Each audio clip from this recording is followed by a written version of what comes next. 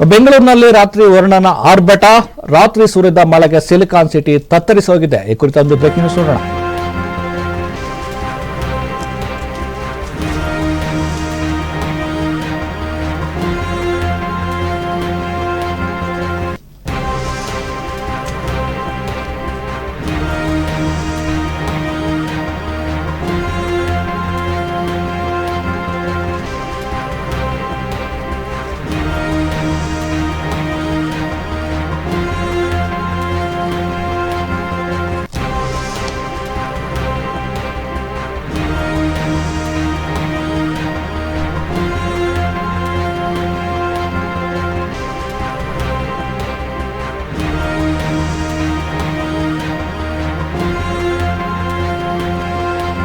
ಬೆಂಗಳೂರಿನಲ್ಲಿ ರಾತ್ರಿ ವರುಣನ ಆರ್ಭಟಕ್ಕೆ ಇಡೀ ನಗರ ತತ್ತರಿಸಿ ಹೋಗಿರುವಂತದ್ದು. ರಾತ್ರಿ ಸುರಿದ ಮಳೆಗೆ ಸಿಲಿಕಾನ್ ಸಿಟಿ ತತ್ತರಿಸಿ ಹೋಗಿದೆ. ಆರ್ಆರ್ ನಗರ, ಜ್ಞಾನಭಾರತಿ, ನಾಗರಬಾವಿ, ಬೆಂಗಳೂರು, ಉತ್ತರಹಳ್ಳಿ, ಹಂಪಿ ನಗರ, ಯಲಹಂಕದಲ್ಲೂ ಮಳೆ. ಕೆಂಗೇರಿ ಟಿಎಂಸಿ ಬಳಿ ಕಾಂಪೌಂಡ್ ಕುಸಿತ ಆಗಿರುವಂತದ್ದು. ವಾಹನ ನಿಲುಗಡೆಯ ಸ್ಥಳ ಸಂಪೂರ್ಣ ಜಲಾವೃತ ಆಗಿದೆ. ಪಾರ್ಕಿಂಗ್ನಲ್ಲಿ ಇದ್ದ ವಾಹನಗಳು ಸಂಪೂರ್ಣ ಜಖಂ ಆಗಿರುವಂತದ್ದು. ಆರ್ಆರ್ ನಗರದಲ್ಲಿ ಪೆಟ್ರೋಲ್ ಬಂಕ್ ಜಲಾವೃತವಾಗಿದೆ. ಸಂಪೂರ್ಣ ಜಲಾವೃತವಾಗಿದ್ದ ಪೆಟ್ರೋಲ್ ಬಂಕ್, ಪೆಟ್ರೋಲ್ ಸಿಗದೆ ಸಾರ್ವಜನಿಕರು ವಾಪಸ್ ಹೋಗಿರುವಂತದ್ದು. ಸಿಲಿಕಾನ್ ಸಿಟಿಯಲ್ಲಿ ರಾತ್ರಿ ಸುರಿದ ಭಾರೀ ಮಳೆಗೆ ಇಡೀ ನಗರವೇ ತತ್ತರಿಸಿ ನಲುಗಿ ಹೋಗಿರುವಂತದ್ದು. ಬೆಂಗಳೂರಿನ ಪ್ರಮುಖ ನಗರಗಳಲ್ಲಿ, ಪ್ರಮುಖ ಏರಿಯಾಗಳು ನಾವು ದೃಶ್ಯಾವಳಿಗಳಲ್ಲಿ ತೋರಿಸ್ತಾ ಇದ್ದೀವಿ. ರಾತ್ರಿ ಸುರಿದ ಗುಡುಗು ಸಹಿತ ಸುರಿದ ಮಳೆಗೆ ಇಡೀ ನಗರ ತತ್ತರಿಸಿ ಹೋಗಿದೆ. ಅಬ್ಬರಿಸಿ ಬೊಬ್ಬಿರಿದ ವರುಣ ಜನಜೀವನ ಅಸ್ತವ್ಯಸ್ತ ಆಗುವಂತೆ ಮಾಡಿದ್ದಾನೆ. ರಾತ್ರಿ ಸುರಿದಂತ ಮಳೆಗೆ ಇಡೀ ನಗರ ತತ್ತರಿಸಿರುವಂತದ್ದು. ಆರ್ಆರ್ ನಗರದಲ್ಲಿ ಪೆಟ್ರೋಲ್ ಬಂಕ್ ಜಲಾವೃತವಾಗಿದೆ. 50ಕ್ಕೂ ಹೆಚ್ಚು ಬೃಹತ್ ಮರಗಳು ಧರೆಗುಳಿದಿವೆ. ಉತ್ತರಹಳ್ಳಿ, ಹಂಪಿ ನಗರ, ಯಲಹಂಕದಲ್ಲೂ ಕೂಡ ಮಳೆ ಜೋರಾಗಿದೆ. ಕೆಂಗೇರಿ ಟಿಎಂಸಿ ಬಳಿ ಕಾಂಪೌಂಡ್ ಕುಸಿತಗೊಂಡಿದೆ.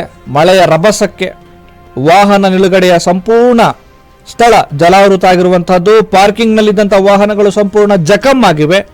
ಆರ್ಆರ್ ನಗರದಲ್ಲಿ ಪೆಟ್ರೋಲ್ ಬಂಕ್ ಸಂಪೂರ್ಣ ಜಲಾವೃತ ಆಗಿರುವಂತದ್ದು.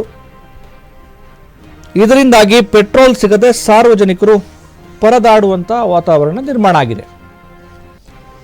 ರಾತ್ರಿ ಸುರಿದ ಬೆಂಗಳೂರಿನ ಜನ ಮಳೆ ಬೇಕು ಅಂತ ಇದ್ರು. ಇದೀಗ ಮಳೆ ವರುಣ ತನ್ನ ಆರ್ಭಟವನ್ನ ತುಸು ಹೆಚ್ಚೆ ಮಾಡದಂಗೆ ಕಾಣ್ತಾ ಇದೆ. ಸುಮಾರು 50ಕ್ಕೂ ಹೆಚ್ಚು ದೊಡ್ಡ ಮರಗಳು ಧರೆಗೆ ಉರುಳಿವೆ. ಇದರಿಂದ ವಾಹನಗಳ ಮೇಲೆ ಕೂಡ ಬಿದ್ದಿರುವಂಥದ್ದು. ವಾಹನಗಳು ಜಖಂ ಆಗಿವೆ. ರಸ್ತೆ ಬಂದ್ ಆಗಿದೆ. ಕೆಲವು ಕಡೆ ಪೆಟ್ರೋಲ್ ಬಂಕ್ ಪೂರ್ತಿ ಜಲಾವೃತ ಆಗಿದೆ. ಆರ್ಆರ್ ನಗರದಲ್ಲಿ ಮಳೆಯ ಅವಾಂತರಕ್ಕೆ ಬೆಂಗಳೂರು ಸಿಟಿ ತತ್ತರಿಸಿ ಹೋಗಿದೆ.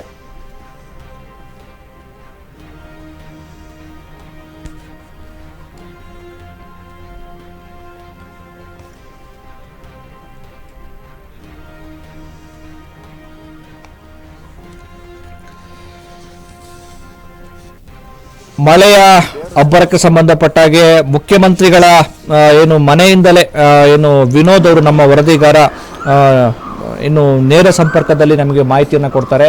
ವಿನೋದ್, ಈಗ ಏನು ರಾತ್ರಿ ಸುರಿದಂತ ಮಳೆ ಇಡೀ ಬೆಂಗಳೂರಿಗೆ ಒಂದು ರೀತಿ ಬೆಂಗಳೂರಿಗೆ ತತ್ತರಿಸುವಂತೆ ಮಾಡಿದೆ. ಏನೆಲ್ಲ ಅನಾಹುತ ಆಗಿರುವಂತದ್ದು, ಅವಾಂತರಗಳಾಗಿರುವಂತದ್ದು ಏನಿದೆ ಅಪ್ಡೇಟ್ಸ್? ಹೌದು ಸುರೇಶ್, ನಿನ್ನೆ ರಾತ್ರಿ ಒಂದು 4 ರಿಂದ 5 ಗಂಟೆ ಏನು ಮಳೆ ಸುರಿಯುತ್ತೆ. ಈ ಒಂದು ಟೈಮ್ ಅಲ್ಲಿ ರಾತ್ರಿ 10 ಗಂಟೆ ನಂತರ ಒಂದು ರಾತ್ರಿ 1 ಗಂಟೆ 2 ಗಂಟೆ ತನಕ ಏನು ಮಳೆ ಸುರಿಯುತ್ತೆ. ಈ ಒಂದು ಮಳೆ ಸುರಿಯೋದ್ರ ಕಾರಣದಿಂದ ಒಂದು ಸಿಲಿಕಾನ್ ಸಿಟಿ ಆತಂಕ ಸೃಷ್ಟಿಯಾಗಿರುತ್ತೆ. ಯಾಕಂದ್ರೆ ಒಂದು ಕೆಲವಷ್ಟು ಭಾಗದಲ್ಲಿ ನಾವು ಮಳೆ ಒಂದು ಎಫೆಕ್ಟ್ ನೋಡಿದ್ರೆ ಒಂದು ತೀರಾ ಒಂದು ಗಂಭೀರ ಸ್ವರೂಪವನ್ನು ಪಡೆದುಕೊಳ್ಳುತ್ತೆ. ಉದಾಹರಣೆಗೆ ನೋಡಿದ್ರೆ ಆರ್ಆರ್ ನಗರದಲ್ಲಿ ಒಂದು ಪೆಟ್ರೋಲ್ ಬಂಕ್ ಅಲ್ಲಿ ಮನೆ ಅದು ನೀರು ನುಗ್ಗಿರ್ಬೋದು. ಹಾಗೇನೆ ಒಂದು ದೀಪಾಂಜಲಿ ನಗರದಲ್ಲಿ ಒಂದು 2 ಲೈಟಿನ ಕಂಬಗಳು ಧರೆಗುಳಿ ನೋಡ್ಬೋದು. ನೋಡಿದ್ರೆ ಆರ್ಆರ್ ನಗರದಲ್ಲಿ ಒಂದು ಪೆಟ್ರೋಲ್ ಬಂಕ್ ಅಲ್ಲಿ ಮನೆ ಅಂದ್ರೆ ನೀರು ನುಗ್ಗಿರ್ಬೋದು.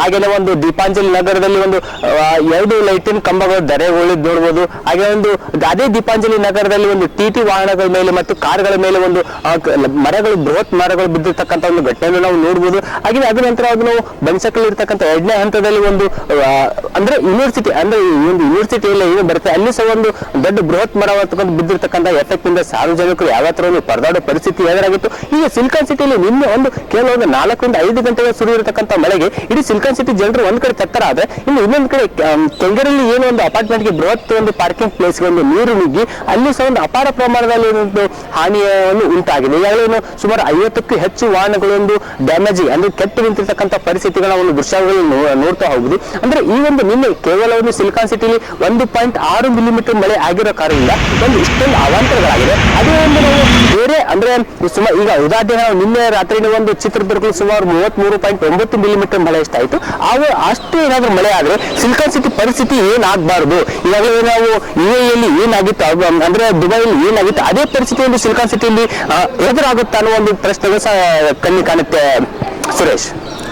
ವಿನೋದ್, ಈಗ ಏನು ಒಂದು ಸಣ್ಣ ಮಳೆ ಬಂದರೂ ಕೂಡ ಬೆಂಗಳೂರು ತಡ್ಕೊಳ್ಳೋಕೆ ಸಾಮರ್ಥ್ಯವನ್ನು ಕಳೆದುಕೊಂಡಿದೆ. ಇಲ್ಲಿ ಇಂಥ ಸಂದರ್ಭದಲ್ಲಿ ಪ್ರಮುಖ ಪಾತ್ರ ವಹಿಸಬೇಕಾಗಿರುವಂಥದ್ದು BBMP, ಬೃಹತ್ ಬೆಂಗಳೂರು ಮಹಾನಗರ ಪಾಲಿಕೆ.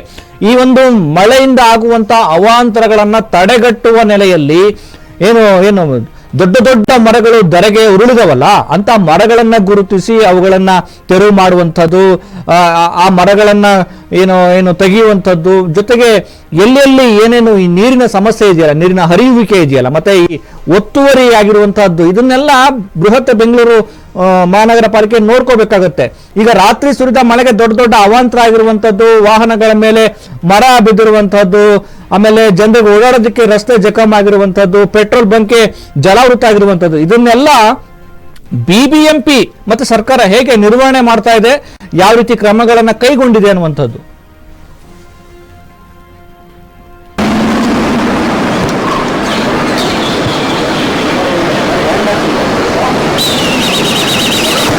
ಹೌದು ಸುರೇಶ್, ಈಗಾಗಲೇ BBMP ಆಗಲಿ ಒಂದು ಸರ್ಕಾರ ಆಗಲಿ ಈ ಒಂದು ಮಳೆಗೆ ಈಗಾಗಲೇ ಒಂದು BBMP ಆಗಲಿ ಒಂದು ಸರ್ಕಾರ ಆಗಲಿ ಒಂದು ನೆಗ್ಲಿಜೆನ್ಸಿ ಮಾಡ್ತಿದೆ ಅಂತ ನಾವು ಇಲ್ಲಿ ಅಂದ್ರೆ ಸ್ಪಷ್ಟವಾಗಿ ಕಾಣುತ್ತೆ. ಯಾಕಂದ್ರೆ ಒಂದು ಮಳೆಗೆ ಯಾವುದೇ ಮುಂಜಾಗ್ರತಾ ಕ್ರಮವಾಗಿಲ್ಲದೆ ಏನು BBMP ಕೇವಲ ಒಂದು 4 ಝೋನ್ಗಳಲ್ಲಿ ಕೇವಲ ಝೋನ್ ಆಫೀಸರ್ಸ್ ಆಗಲಿ ಮತ್ತೆ ಝೋನಲ್ಲಿ ಒಂದು ರೈಲ್ವೆ ಆಫೀಸರ್ಸ್ ಆಗಲಿ ಈ ಒಂದು ನೇಮಕ ಮಾಡಿ ಅಷ್ಟೇ ಬಿಟ್ಟಿದೆ. ಆದ್ರೆ ಅವರು ಅಧಿಕಾರಿಗಳು ಯಾವುದೇ ರೀತಿ ಒಂದು ಸ್ಥಳದಲ್ಲಿ ಹೋಗಿ ಒಂದು ಕೆಲಸವನ್ನು ಮಾಡುವಂತ ಕೆಲಸವನ್ನು ಮಾಡ್ತಿಲ್ಲ. ಹಾಗೆ ಒಂದು ಏನು ಮುಂಜಾಗ್ರತಾ ಕ್ರಮವಾಗಿ ಎಲ್ಲಿ ಮರಗಳು ಡ್ಯಾಮೇಜ್ ಇದೆನೋ, ಎಲ್ಲಿ ವಿದ್ಯುತ್ ಕಂಬಗಳು ಡ್ಯಾಮೇಜ್ ಇದೆ, ಎಲ್ಲಿ ಅಕ್ರಮವಾಗಿ ನೀರು ಹೋಗುತ್ತೋ ಅಥವಾ ಯಾರು ಅಕ್ರಮವಾಗಿ ನಾವು ರಾಜಕಾಲುವೆ ಒತ್ತುವರಿ ಮಾಡ್ಕೊಡ್ಬೋ ಅಂತವ್ರಿಗೆ ಬಿಸಿ ಮುಟ್ಟಿಸೋ ಕೆಲಸವನ್ನು ಸಹ BBMP ಆಗಲಿ ಸರ್ಕಾರವಾಗಿ ಮಾಡುವಂತ ಕೆಲಸ ಮಾಡ್ತಾರೆ. ಅದು ಜನರು ಸಹ ಒಂದು ಎಚ್ಚೆತ್ಕೊಂತಾರೆ. ಯಾಕಂದ್ರೆ ಆ ಒಂದು ಅಕ್ರಮವಾಗಿ ತಮ್ಮ ಏನು ರಾಜಕಾಲುವೆ ಮನೆ ಕಟ್ಟಿಕೊಂಡಿರ್ತಾರೆ, ಅದ್ರ ಮೇಲೆ ತಮ್ಮ ಮುಂಜಾಗ್ರತಾ ಕ್ರಮವನ್ನು ಏನು ಮಳೆ ಬಂದು ಮುಂದೆ ನಮ್ಮ ಪರಿಸ್ಥಿತಿ ಏನಾಗುತ್ತೆ ಅದೇ ಲೆಕ್ಕಿಸಿ ತಮ್ಮ ಪಾಡಿಗೆ ತಾವು ಮನೆ ಕಟ್ಟಿಕೊಂಡಿದ್ದಾರೆ. ಆದ್ರೆ BBMP ಅಧಿಕಾರಿಗಳು ಈಗ ಏನು ನಿನ್ನೆ ಅಂದರೆ ಈಗಾಗಲೇ 3 ದಿನ ಒಂದು ಏನು ಸಾರ್ವತ್ರಿಕ ರಜೆ ಇದೆ ಈಗಾಗಲೇ ಗೌರ್ಮೆಂಟ್ ಅಲ್ಲಿ, ಹಾಗಾಗಿ ಅಧಿಕಾರಿಗಳು ಬೆಚ್ಚ ಮನೆಯಲ್ಲಿ ಮಲಗಿದ್ದಾರೆ ಅಂತ ಹೇಳಿದ್ರೆ, ಅದು ಯಾವುದೇ ಅಧಿಕಾರಿಗಳು ಫೀಲ್ಡ್ ಅಲ್ಲಿ ಹೋಗಿ ವಿಸಿಟ್ ಮಾಡ್ತಾರೆ. ಅವ್ರು ಕೆಳ ಹಂತದ ಅಂದ್ರೆ ಕಾರ್ಮಿಕರಾಗಿರಲಿ,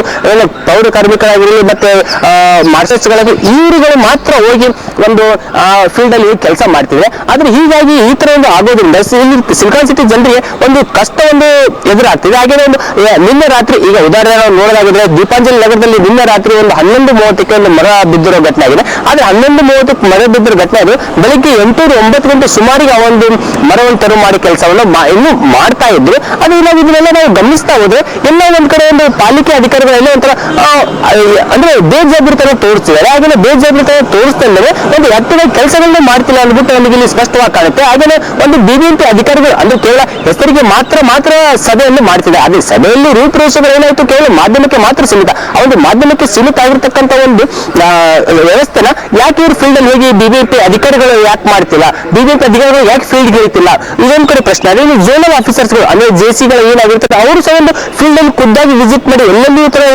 ಸಮಸ್ಯೆ ಇರುತ್ತೆ, ಏನೋ ಝೋನ್ ಅಂದ್ರೆ ಸೂಕ್ಷ್ಮ ವಲಯಗಳು ಅಂತ ಏನು ಝೋನ್ಗಳು ಮಾಡುತ್ತೆ ಆ ಒಂದು ಝೋನ್ಗೆ ಯಾಕೆ ವಿಸಿಟ್ ಮಾಡ್ತಿಲ್ಲ, ಅದ್ರ ಬಗ್ಗೆ ಯಾಕೆ ಕ್ರಮ ಕೈಗೊಳ್ತಿಲ್ಲ ಅನ್ನೋದು ಒಂದು ಯಕ್ಷ ಪ್ರಶ್ನೆ ಕಾಣುತ್ತೆ ಸುರೇಶ್. ಓಕೆ ವಿನೋದ್, ಧನ್ಯವಾದ ನಿಮ್ಮೆಲ್ಲ ಮಾಹಿತಿಗೆ.